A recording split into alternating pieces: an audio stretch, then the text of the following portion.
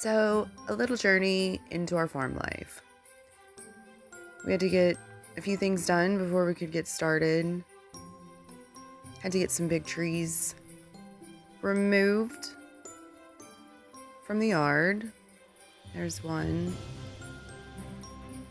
Caught a video of that. Here's the aftermath.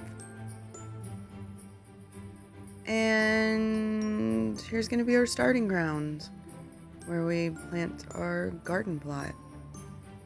And one of our cats, Lily.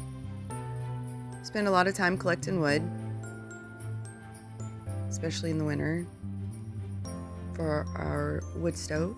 Keep the fire burning, keep the house warm. Spend more time making things. Here's some elderberries, black walnuts. Make some black walnut salve. Our goal is to be self-sustainable. It's a whole process. Lots to learn. There's some black walnut tincture. We spend a lot of time just doing things around the farm. Our cats bring us dead mice. They take lots of naps. But we love our little farm life. So join us as we learn and grow.